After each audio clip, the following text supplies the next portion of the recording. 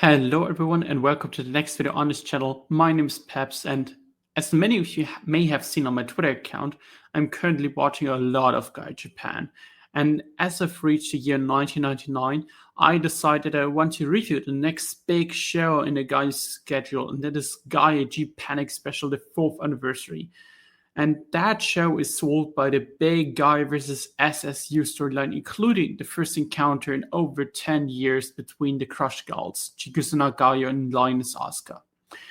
In this video, I will just review the show, go over it, and of course, name some historical facts and stories coming into the show, as well as coming out of the show.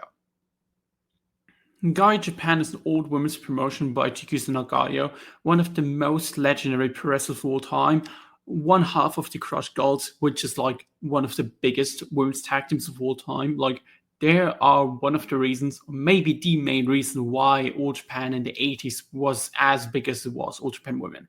They sold like 15,000, I believe, for a big show in 1985 in the Budokan that had the fantastic Lioness Asuka versus Jago Yokota main event, as well as Devil Masami versus Chigusa Nagayo, the co-main event. Two of the best matches, in my opinion, of the 80s. And she was pretty much, Chigusa, that is, was pretty much the ace of GAEA Japan at this point. She was the owner of the whole thing. She tried to build up something new. And we were around 3.5 years into the existence. Personally, I think that 97, 98, 2 years where you definitely noticed after a strong start that I have lost a lot of momentum. The crowds at Hurricane weren't as full as they were originally, and they didn't really announce sellouts anymore, just rarely, right? And in December of 1998, that momentum shifted when Lioness Asuka, the longtime tag team partner of Chigusa Nagayo, made a shocking appearance in GAEA after a 3AA tag team title match between the current champions, Aja Kong and Mayumi Ozaki, who defeated Meiko Satomura, who of course is a GAEA first-generation wrestler, and Toshie Yamada in a, my opinion, really good Hurricane Hall main event. The crowd went absolutely nuts when Chigusa made her appearance, and because Chigusa and Asuka haven't like interacted with each other much at all since Chigusa's first retirement in 1989, and everyone in the crowd expected Asuka to side with Chigusa against the top two outsiders in Aja Kong and Mayumi Ozaki, because fans wanted this GAEA reunion so bad. Chigusa herself accepted it, went for the handshake and everything, but Asuka just walked right past her, sided with Ozaki and Aja Kong, in my opinion, one of the most shocking moments I've seen as a wrestling fan. And Chigusa just couldn't believe it, and that snap in that exact moment, running towards Asuka, but she was stopped by her roster. And ever since then, GAEA and the outside have built around Ozaki, Aja Kong, Lioness, Asuka have been fighting on every single show, and has been a highlight, in my opinion, of the entire GAEA existence to this point. For example, the January 1999 Hurricane Hall show had, in my opinion, one of the best 5 minutes I've ever seen in pro wrestling, especially after a match. Like, Lioness Asuka won the main event, beat the living hell out of Sakura Hirota until Hirota just bleeds, and Asuka like beats her up with the microphone, cuts a promo at the same time. It was so badass, and she dragged him down to the foot stands and Hurricane Hall, where she just lays down Asuka and just lays down Hirota and just celebrates a bit over her. But then, like, that was the moment where it was like, okay, I'm really into the story too. Holy hell, what is going on here? It was Etsuko, Mita, and Mima Shimoda made a surprise appearance right at the moment, picked up Sakura Hirota, dragged her out, dragged her back out to the ring to a massive pop. The crowd was at that point just going crazy, and from then on they kind of like joined the outsider stable. And then in February it was made official that we have the superstar unit, SSU, with one of the most star-stacked stables ever, in my opinion. We had Aja Kong, Mayumi Ozaki, Lioness Asuka, LCL with Etsuko, Mita, Mima Shimoda. We had Chikayo, Nagashima, and Sato as the two former GAEA trainees that turned to the dark side to follow Mayumi Osaki as the Art Academy duo. Like, that is just an insane lineup, and they were running havoc on GAEA. Shortly after the stable sounded, Lioness, Asuka, and Chigusa Nagai agreed to a singles match on the fourth anniversary show in Yokohama Arena. Like, this would be the first time in 10 years that these two will face off in a match. And, like, alone this would have been enough to sell the entire thing, but they decided to top it even more. And it had the stipulation: the winner will be the owner of GAEA. They made even a contract signing for that, which is in the ring, which is like something GAEA hasn't done to that point, at least in my view, at least in the ring. Maybe I'm wrong and it just, didn't find a tape for that. But that was tremendous as well, because Chigusa was like really getting into it with a promo, was like saying, if she wins, the SSU members need to get a pay cut, everything that was in the contract itself. And you had these heels, like you had 5 of the biggest heels in all of Joshi wrestling standing ringside, just laughing at her, laughing at entire GAEA, just disrespecting them. And because they know they have beaten them up in every single, and I mean every single match. I don't think they've lost a single match to build up to that. And it was great, because the first 3 months of 1999, in my opinion, January, February, March, with the SSU vs. GAEA storyline heading into its peak, was, in my opinion, the best stretch GAEA has had so far, and everything is must watch. The angles are fantastic, and it all leads to this. It all leads to the 4th anniversary show in Yokohama Arena, and the card is fantastic. We have 4 matches on April 4th. Starting at a start time of 4 p.m. Like, 4 is a very important number in this whole thing. We had, in the opener, Chikayo Nagashima, Kaori, Nakayama, and Shuga Sato for SSU against Rie, which is band nurse Nakamura, Sakura, Hirota, and Toshie Uematsu in a 3v3 gauntlet match, SSU versus GAEA. Then we had a special tag team match. We had Etsuko, Mita, Mima, Shimoda against KAORU and Toshiyo Yamada. Then in the semi-main event, Aja Kong and Mayumi Osaki facing off against Meiko, Satomura, and Sonoko Kato. And then, of course, the main event, winner takes over the promotion, Lioness, Asuka versus Chigusa and Nagayo. Card is tremendous in my opinion, but I will, of course, talk about the match itself later. So I would just say we start straight into the show, and we begin with the opening of the whole thing.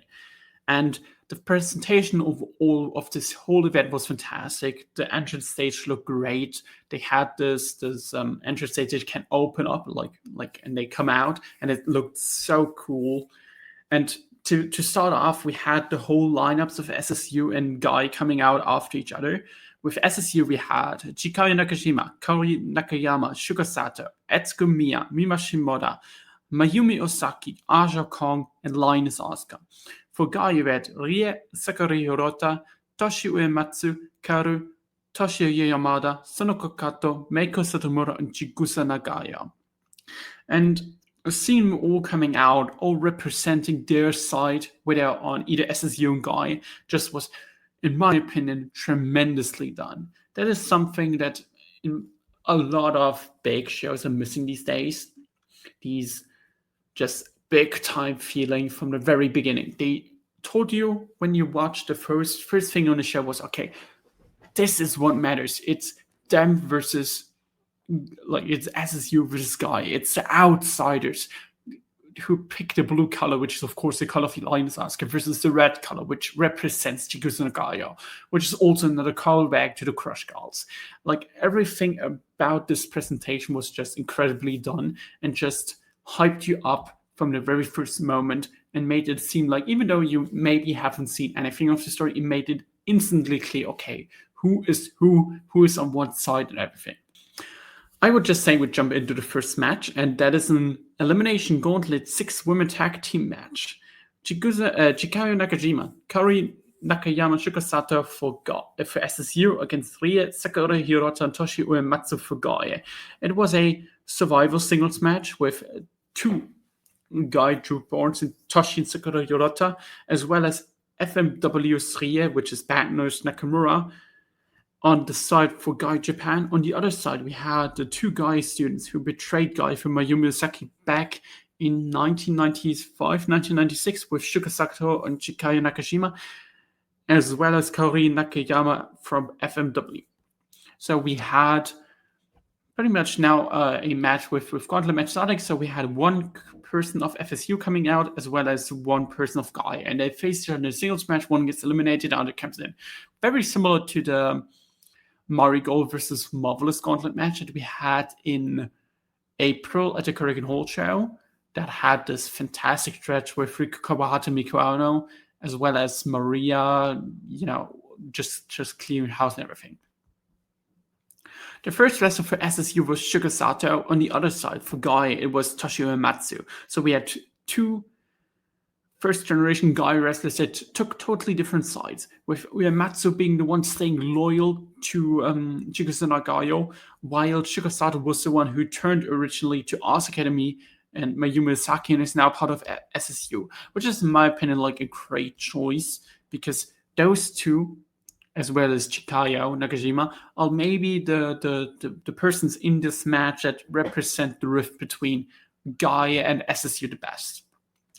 And in my opinion, it was a very good back and forth to open up the gauntlet. Like, Toshie Uematsu is a fantastic talent. In my opinion, one of the more underrated Joshi talents from that era. She's not like someone that people talk a lot about. And even though she maybe had the best GAEA match to this date against Toshiko Tamura in 1997 for the WCW Women's Cruiserweight Championship, a fantastic match on the junior show. Everyone should check that out if you want to see more of Toshie. And ever since then, Toshie hasn't really done much, or hasn't really gotten much chances to stand out in GAEA. But whenever she's in a big spot, she just absolutely kills it. Meanwhile, Shuka Sato is just great. Like, her and Nagashima are a great duo. She develops more and more into a competent singles wrestler with a very cool move set. And this just showed how good these two are. I think that was by far the best part of the entire gauntlet because, well, obviously they got the most time, but also they are, together with Chikayo and Nagashima, of course, maybe the most competent wrestling in this match. My favorite part about all of this was near close to the end, where Toshie pulls out the victory star drop, flipping Shuka Sato backwards off the top, and she tries to get the pin in instantly, but Shuka Sato just re-rolls the bridge into a huge fall. Like, in general, the crowd was so into every single fall of this match. Not only this match, but every single fall on this entire show. And then it led to the finishing stretch, what's, in my opinion, really well done. They ended it right at the peak. Like, many pro wrestling matches go either too long and just miss the peak, or they end the match before they even reach the peak. And in my opinion, these two found the right way and the right moment to end the match. And they got the crowd screaming at points when they just threw fists at each other. And then it was Shuka Sato who hit the Liger Bomb to eliminate Toshie in around 14 minutes to 1-up for SSU. Next up for the GAEA team then was Rie. She is the second position in the GAEA team, and she still faces Shuka Sato, who is still in the first one. And she's both started off the match really quick. They get into quick offense. Sadly, this match was cut down to around 3 minutes from originally like 6 to 7. So we weren't really seeing much of it. But the final minutes was good. Shuka Sato hit like 3 straight up dragon screws into the Liger Bomb for the pin. And with that, Shuka Sato did her job, and SSU is up 3-1. Like, pretty impressive. I thought, like, you can't really judge that match because it's tough to judge a completely clipped match, in my opinion. So there's that. So with a 3-1 advantage, it leaves only Sakura Hirota, who starts in number 3 position for GAEA. And she is She was back then. She still is a comedy wrestler. She was a wrestler who was constantly made fun of and destroyed in the build up to the show in every single match, in every single show. She was the one suffering the most from the SSU attacks. They were rough on her. They bleeded. She made her bloody all the way. It was interesting to see how they would book her in this match. But even still, like, nobody in the crowd, not even her partners, were visibly like, oh god, we lost this one. Nobody believed that Hirota could pull up a single upset, especially not against 3 of her seniors. And, well, the match kind of showed that. Hirota was knocked out quick, and it looked like Sato had a really easy match and could just end it right there for SSU. But Hirota, like, had such great fighting spirit. She fought. She kicked out of everything Sato hit her with. Before she eventually, and it was surprising, got the free count with a surprising flash pin right out of nowhere, and the crowd went nuts. One of the loudest pops on the entire show when Hirota eliminated Sato, and Toshie just jumped right into the ring and celebrate her and just pump her up for the next 2 matches, because it aren't getting easier for her. She has Kaori Nakayama next, the SSU position number 2. And that was a morphin match. That was solid, fast-paced action, and once again, Hirota fighting to survive. But in my opinion, this was the weakest of the 6. The weakest of the matches we had in this gauntlet, because it just didn't have the heat that the other half had from the beginning. Because the opening stretch, of course, had like these 2 generation partners going up. Sato versus Rhea, of course, had, okay, can Rhea get one up? And Sato versus Hirota explains itself, like the comedy wrestler overcoming her overcoming her senior makes a lot of sense, like, right. Meanwhile, Nakayama was like more of I call it this. It felt like, okay, we need to get her on this card because we don't have that many talents, right? And it wasn't that much interesting to see what she does compared to the ones that were really part of the feud, like the Ars Academy young girls, or of course the GAEA ones. But what they did here really well was once again building up the neophytes, as the crowd really still wanted to see Hirota beating another Syria, and she did once again after around 9 minutes with another flash pin. Like, the pop she got was as loud in my opinion, and while this was an interesting match, it was an important one to tell the story of Sakura Hirota and his gauntlet, and in my opinion it worked out perfectly, because we are now going into the final match of this, and we have Chikayo Nagashima coming out as SSU number 3. And she is fresh, the last one for SSU, and she goes right after Hirota with a great German suplex and 2 back-to-back foot stomps. But Toshie and Rhea jump into the ring and breaking up the pin, interfere into the match. But Hirota, when she went for a move, accidentally knocked out Rhea with a punch. Nagashima gets back into the control. That was a lot of the story was just Nagashima outsmarting the GAEA team, especially outsmarting Toshie and Rhea, who were constantly interfering, trying to get the upper hand for Hirota.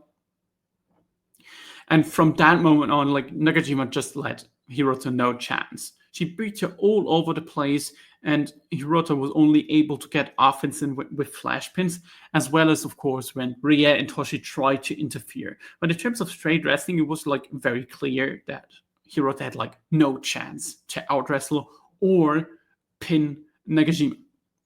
She still got great neophytes in, like with the half-and-half suplex, but the momentum was gone quickly, instantly after, because she got hit with a German suplex from the top rope, like a minute later, as well as all 3 SSU members just hitting double foot stomps on her, following up with Nagashima hitting another predicting suplex to one hell of a near fall. In the end, then, it was Nagashima who blocked the Hurricane, hit the Fisherman's Bust in around 6 minutes to end Hirota's dream run and win a match for SSU. I think the gauntlet was great. Exactly achieved what it intended to be, and at the same time made at least everyone looked good in their own. Of course, Hirota looked the best. Like, it was maybe the best performance she has had in her career because she is this great underdog, no bullshit babyface that the fans wanted to root for. And she did that and it worked great, especially knowing, like, that in the last few months how much shit she needed to eat, that she gets finally something over the SSU members, even though it wasn't enough. It felt like a good way to tell this whole story with her. At the same time, I think Nagashima, while she got the final win, I wish they put more focus on her on a big show like that, considering like how fantastic she is and how much she has developed. Still, she got a big win here for SSU, so there's that. Like, it's just okay. I wanted to see more Nagashima, but we will come to that in the upcoming months for GAEA. Next up on the card, we have a tag team match between KAORU and Toshie Yamada for GAEA against Las Cachorras Orientales, which is Etsuko, Mita, and Mima, Shimoda. We had around 30 minutes available from the 38 minutes that this match went. And this one had a bit more history outside of the stuff that happened in GAEA. Etsuko, Mita, and Toshie Yamada were known as Dream Orca when they were in the rookie days in All Japan and were teaming together. So you, of course, had not only GAEA versus SCU here, but also Dream Orca colliding. My expectations coming into this was just a bloody brawl, as Yamada and KAORU bleeded like in every single preview match this show, with LCO just completely destroying them. Like, I think like every Kurikan match especially was just, okay, KAORU is dying because SSU is just beating the hell out of her, and it was really entertaining. So I expected like exactly that, and well, it was exactly that. It was a long match. 38 minutes is very long, even for that, and it was a lot of crowd. Like, it was heated from the first moment, and they quickly just went into the crowd. And that was kind of funny because the first crowd promo was like really well done. The second one later was just, okay, we need to save time. Here it was like the first one was very funny because you had the young female fans ringside just smiling while trying not to get hit by LCL. And it was also like a fan in the background when they were on the ramp. And she was flipping off right in front of like Shimoda, while next to her friend was like throat slicing her. And Shimoda was like very close to breaking a character there, but she just used it, the momentum she got from the fans to beat up KAORU even more. And the outside pro, the first was really cool. It was entertaining. They went back into the ring really quickly with LCO hitting KAORU and Yamada with the gauntlet drop as he used to in the build-ups. But this time, the GAEA team countered it and did it on their own, which was a good payoff to that story because they have done it like in every Kurikan Ultra because it's one of the gimmicks. As expected, like around the 10-minute mark, KAORU and Yamada were like just both bleeding, and it was really getting into non-stop chaos with ref prompts and everything. And from that moment on, the crowd was just hooked. They went apeshit for every single near fall that they did in this match, like really every single near fall, and there were like 5,000 of them in this match. At points, it really turned into move spamming. Like, you had one insane bump, one insane near fall, one insane tag team combination move after each other, and then you have it repeat over repeat. Okay, momentum switches, then LCO does stuff. It was a bit long, like the middle stretch was a bit long, as well as the second crowd boulder started around the 30-minute mark. But that escalated the chaos even more. That included like a brutal Death Valley bomb from Mita on the ramp. Like, that was just insane. From then on, it went on for another 5 to 10 minutes with good near falls, a lot of good action. KAORU hit one hell of a moonsault off the sand onto LCL, and then she finishes off Shimoda for 3 Michinoku drivers in a row to win the match for the GAEA team in around 38 minutes. And while I didn't find a link with a full runtime of this match, I'm unsure if there's even one because a lot of GAEA stuff is just clipped. The 30 minutes of the Neo 40 just still dragged, in my opinion. And you notice here and there that the selling was just not there, since they needed to get from spot to spot to spot. But the chaotic energy at the same time and the chaotic action worked for me, and it's exactly what I wanted from this match. I can overlook lacking selling or can overlook extended Neo 4 stretches if the chaos is just there. And it was, in my opinion, because LCO just brings it to the table, and they found a good counterpart here with Yamada and KAORU, who weren't shy to use the same tricks as the heel team, as well as doing stuff on their own. Like, you had very creative stuff. Maybe, like I said, too many new folds, but it was a well-deserved win for KAORU, who ate a lot of shit so far in the SSU vs. GAEA storyline, especially against Asuka, which will be paid off in another 2 or 3 years. Maybe I will talk about a match, because it was one of my favorite GAEA matches that I've seen before I started this whole thing. And this win felt like a major thing for her, because not only she picked up the first win for GAEA and made the series tied 1-1, but also she was someone that really needed a big win on a show like that to make the next step, because it was the storyline 1998 that Akira Hokuto tried to get the best out of her to get her to the next level. And it feels like in terms of her presentation, she hasn't really reached it yet. And so giving her a major thing here just makes sense. The co-main event of the show was another tag team match with SSU, Aja Kong, and Mayumi Sasaki against the first generation GAEA team of Meiko Satomura and Sonoko Kata. And you saw the entrances of this match. You saw the look on Meiko Satomura's face. You saw the look on Aja Kong's face. And you instantly knew this would be tremendous. And when I say it was tremendous, I'm saying it was tremendous from the very first moment bell rang. The beginning stretch instantly showed in which direction this will go, with Meiko and Kato hitting a few moves, a few kicks on Aja, but Aja just no-sold them. She absorbed them, she blocked them, and just threw them back. Like, she was presented as this major monster from the very first moment. There was like a situation, like 3 to 4 minutes in, where Aja went on a backdrop driver on Sonoko Kato. Meiko tried to stop her. She kicks her like 2 or 3 times. Aja just ignores it and hits the most brutal backdrop driver anyway, because she's Aja fucking Kong, and she does that for a living. And Ozaki, on the other side, wasn't really presented as this big monster, but she has this in-ring IQ that makes her so good in the ring. She went over Kato's injured leg and destroyed it every time she was in the ring.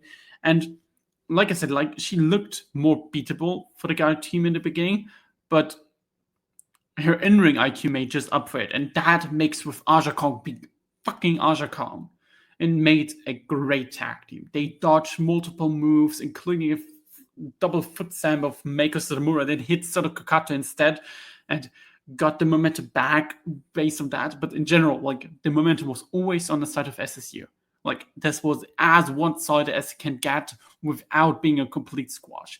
Meiko and Kato were trying a lot. They tried everything they could in the middle stretch and the beginning stretch, but they were getting dog-walked by Ozaki and Ash throughout at least the first 9 to 10 minutes of this match. As an example, Kato dodged Aja Kong superplexing Ozaki onto her, then attacked Meiko in. Meiko gets in an up submission, but Aja Kong just comes in, hits her typical elbow drop on Meiko to break up the submission, get some momentum back on the side of SSU, and it was the most the GAEA young team was in control of this match, and it was 30 seconds, maybe a minute, and that was all the time the cutoff of the momentum of the GAEA team to tell the story of the veterans just beating the hell out of these young girls was just great done. And like a minute later, for example, Ajakong just kills Meiko with a lariat, hits the second lariat, tries to hit the third one, but this time like Kato jumps in, distracts her, so Meiko can hit the DVD. Went for the pin. You think, okay, that could be it. She could get the first pinfall, the first near fall, because it was the first pinfall they got really on Aja in this match. You would think, okay, this will be 2.5, or maybe she gets it done. One, Aja kicks out. It was so well done, and you were seeing in the face of the GAEA team how perplexed they were, how tough it was for them to even get the giant in Aja Kong, this beast in Aja Kong, this monster down. The crowd was insane for this as well. And Meiko and Cut then hit a stereo Death Valley bump and pulled Poseidon spot to the Vets, but the Vets just no-sell it to hit a double brainbuster to get the momentum back. And then a little momentum shift happened in the next moment as Aja goes for the Hurricane. It was blocked. Pele kick by Meiko Satomura, but Aja Kong once again counters it with ease. Meiko is able to get through the sunset bump to get the first 2 count on Aja Kong in this match, around 50 minutes into, and you notice with every move that Meiko connects that Aja is slowly struggling. And more offense go to the young GAEA team, and including a great sleeper hold by Meiko Satomura that gets a louder reaction of the crowd, and Aja just barely escapes it. Like, she was looking from unbeatable more and more to, okay, beatable, and not only Meiko and Sakura Kato notice it, but also the crowd. They get louder and more behind the faces. And after another miscommunication, Meiko hits the third Death Valley bump of the match on Aja Kong. The ref counts 1, 2, and Osaki makes the save. Aja couldn't kick out. She wouldn't have been able to kick out. The match would have been over, but this time Osaki needs to make face. And compare that to like 5 minutes prior, where Aja Kong was easily kicking out of a definitive tribal at 1. And from then on, everyone just noticed the momentum shift. Aja was clearly struggling. Osaki accidentally hit Aja with her Hurricane. Meiko hits once again a Pele kick, 2 Death Valley bombs in a row. 1, 2, 3. And she pins Aja Kong for the first time in her career. The crowd went nuts. This was one of the loudest crowd reactions on the show. And that show had a lot of loud crowd reactions. Spoiler alert. Fantastically done. Like, everything they did fantastically done. Aja Kong couldn't believe it. She nails both of the young GAEA girls with one last hurricane and is totally beside herself while selling this major loss by screaming and punching the ring mat, and that just made this match and this pinful victory mean even more to Meiko Satomura. In the previous matches all the time, like, Aja pinned Meiko, I think twice. So Meiko getting like the big moment and the big pinfall victory over Aja Kong for the first time ever on a show this big was just fantastic, in my opinion, the right decision. And it was another decision to not only build up the match that is happening in September 1999 at Double Destiny, which is likely the best GAEA Japan match ever, but also helps to give a little setback to Aja Kong, which she will get back at a later show. I found this match was like tremendous. It was, in my opinion, to this point, the best GAEA match so far. It gets topped between Aja and Meiko in a singles match down the line. But seeing Aja develop from this unbeatable monster, unbeatable beast, to get shaken up with every move that Meiko hits, with every kick out of Meiko, is just incredible. The turning point, as I mentioned, was the sleeper hold that Meiko tried to build up the whole year, and it was used in the exact right moment when the crowd was totally in the palm of their hands to get the momentum on the GAEA's side and just shift the entire match to lead to a fantastic finish stretch. Like, the match was simple in terms of layout, but it was so fantastically done, and it was so one-sided and still put over the underdogs with Kato and Meiko, that was just fantastic. You just need to applaud something like that. This was magic. It was cinema. No, jokes aside, it was just unbelievable, in my opinion. Jumping to the main event match of the show, a singles match for the control over GAEA. Lioness Asuka versus Chigusa and Nagayo. The Crush Gods facing off, SSU versus GAEA, everything on the line here. And it was for the first time since Nagayo's final retirement in 1998 that Asuka and Nagayo stand in the ring against each other, and it can't just get bigger than this. Two living legends, two of the biggest Joshi stars ever, fighting with the entire promotion's future, with the entire promotion's ownership on the line. Ever since Asuka first appeared in GAEA, this was the match we were building to. Asuka single-handedly changed the momentum, changed the angles, changed the creativity, and changed the entire GAEA company. And it all led to this very moment, to a match this big. We often talk about big matches or larger-than-life wrestlers. But this is exactly what this is. Two larger-than-life characters facing off in a big match, and it just can't get bigger, in my opinion. You were seeing that right from the entrances, the aura both were carrying to the ring. The crowd totally, oh my god, this is going to happen. They were hyped up. You notice it. Like everything around this just feels, this is the biggest match of all time. It isn't. Like objectively, it isn't. But they gave you the feeling it is. And that is very important for a match like this because they build it up as a big match and they're treating it like a big match. That is two things that can still happen, but it doesn't feel natural. Here, it did feel natural, and that is the most important part. Everything around this feels natural and well-earned. The match itself started off very simple. You had grappling work and mat work that we're all just used to in main event style Joshi matches. The first interesting part happened like around 2 to 3 minutes in when Asuka gets the Scorpion Deathlock in, which was a trademark move of the Crush Gods, but stopped to use a chair to attack Chigusa, which showed perfectly that this isn't the Asuka that Chigusa faced back in the day or teamed with back in the day. But not only a totally different person, but also a totally different wrestler that goes lengths that Chigusa never would. Meanwhile, to prove the point, Chigusa uses Scorpion Deathlock as well right after, but transitions into an STF, which was a very good sequence, the first 2 or 3 minutes to show, okay, where were the Crush Gods 30 years ago, sounds a bit much, 10, 15 years ago, to where are they now, as a wrestler, as humans and everything. And you notice with every move, with every lock-in, and the intensity slowly builds up.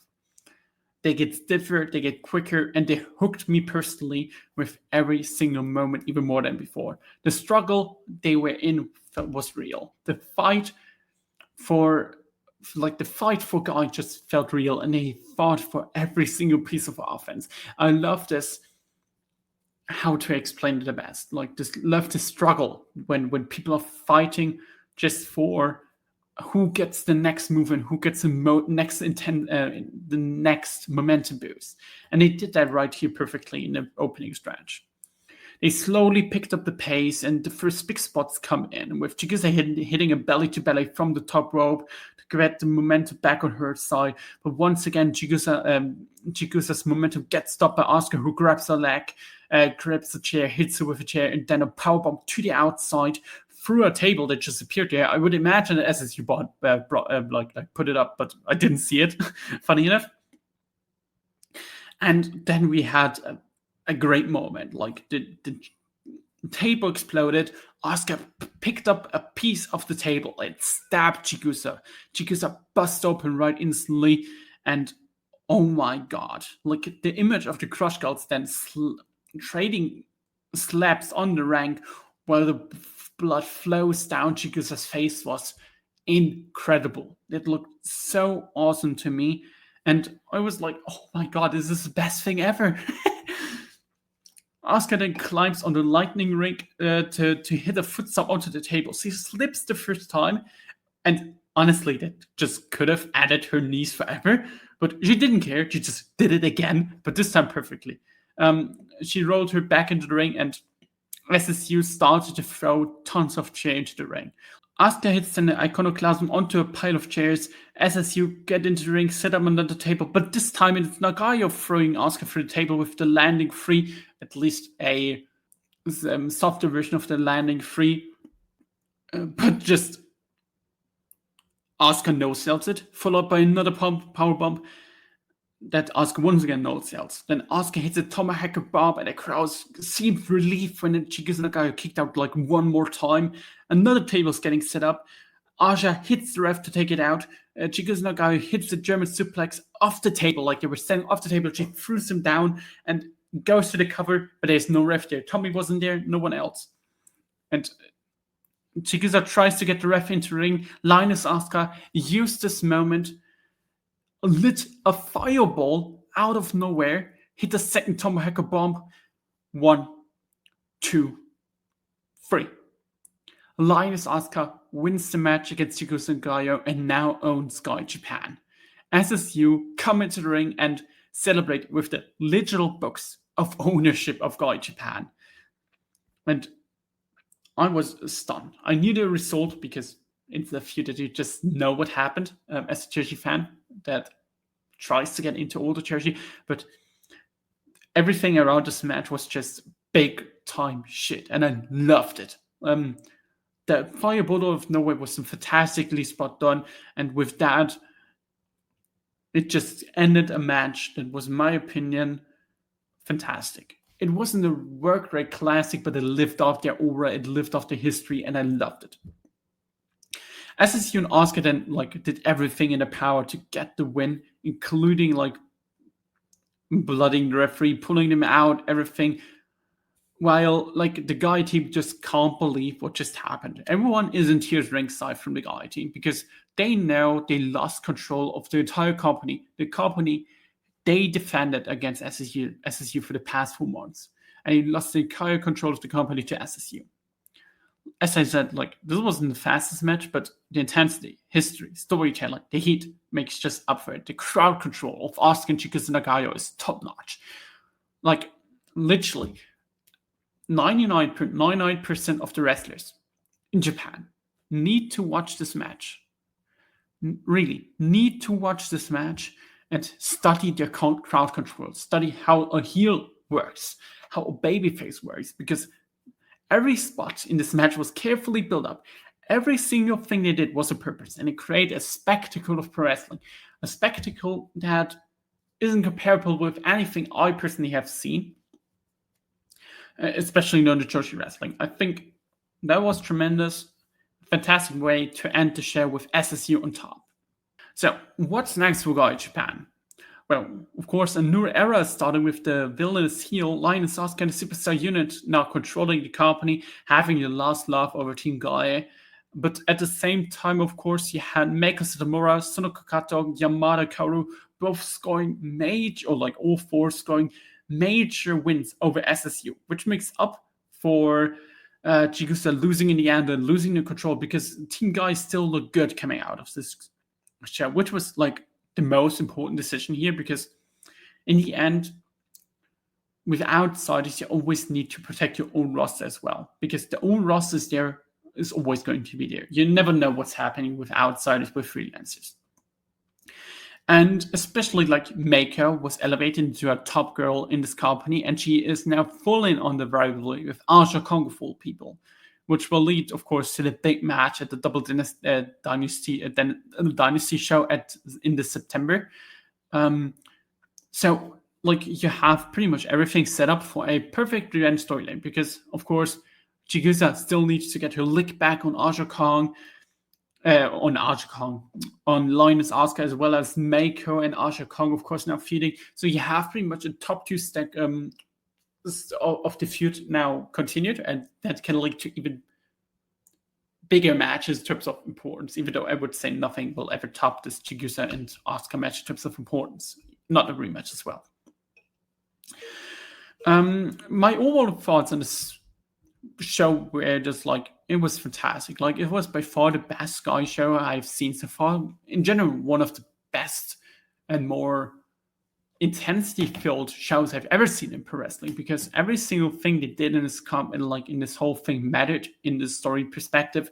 Everything was built up. Every win, every pinfall mattered, and it was just great. The crowd was great. They had a really good turnout in terms of I think it was like 7,000 in Yokohama Arena. I would need to look up the statistic for that. Like everything they did, presentation, the matches were just great to me. I would say the weakest match was the opening gauntlet, but to give you my opinion, like on my sheet, I have every match with 3.5 or higher. The last two matches I have with 4.5 for the Meiko and Asuka Kong tag team match.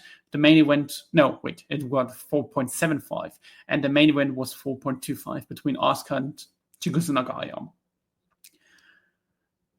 A great show. I'm hyped for my other view, like the next couple of shows I've watched of GAEA. I've watched a bit further. There's a fantastic Chigusa Nagayo vs Asuka Kong 10-minute sprint at Kurikan in May, where Asuka Kong wins the 3W singles belt. That is one match I would check out of the immediate future. But now I will go slowly, because I have exams coming up, G1 Climax, where I will do a lot of content for. I will slowly go into the September shows, and, well, to be fair, I'm really excited for that.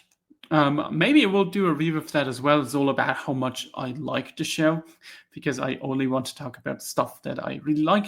But if you have like any ideas I can do with GAEA right now in terms of content, you can always let me know in the comments, as well as on Twitter in my DMs. You guys know how to reach me. With that, I hope my little review on this GAEA show helped you maybe get into the shows. I will link my spreadsheet in the description, as well as the links to the matches on the GAEA channel that you can all then fully watch in chronicle order. With that, bye-bye.